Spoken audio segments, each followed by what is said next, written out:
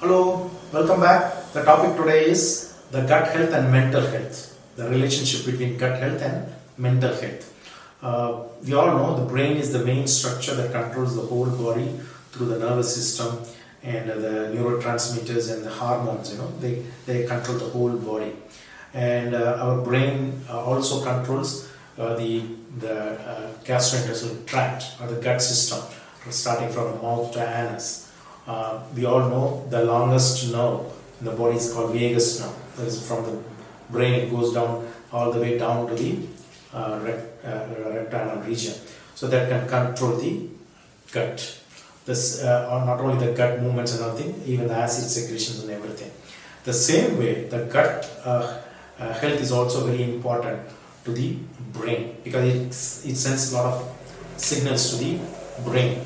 Especially even we have enteric nervous system, the central nervous system. We all know the enteric nervous system, ENS, it gives feedback to the brain, and so the mental health or the equilibrium of the body even is decided by the enteric nervous system. So that is why probably you would have heard with the word, I looked at that, I panicked, once they get panicked, they may feel, sometimes they say, I felt like vomiting, nauseated. Some people will say, I felt butterflies in my stomach. I felt some wrenching pain. When they get some panic, fear, they can cause, wrenching or the, pain, all these things. And suppose somebody has the exam times, the loss of appetite will be there. They feel like nausea all the time, or they pass frequent motions.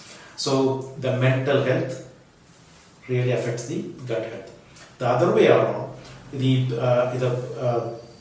gut health also, suppose somebody has a chronic abdominal pain, it gives signals to the brain, I'm suffering. So they can get into depression, anxiety. Suppose somebody has a, irritable bowel syndrome, diarrhea type, they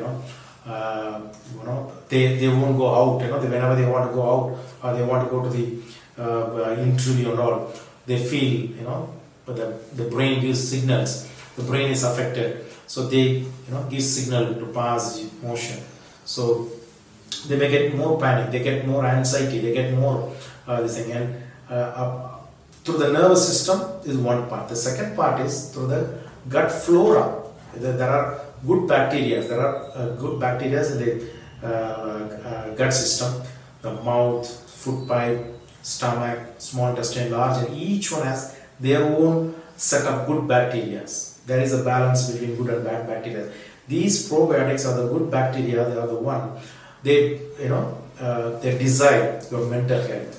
They control the neurotransmitter. They even say what movie or you are going to watch or whom you are going to vote. All these things decided by the gut bacteria.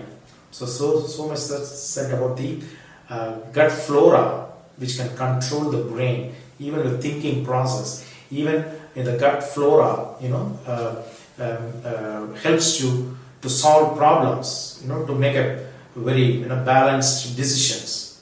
So the gut and brain axis, we call that, or the gut health and mental health are interdependent. In fact, they are in the symbiotic relationship.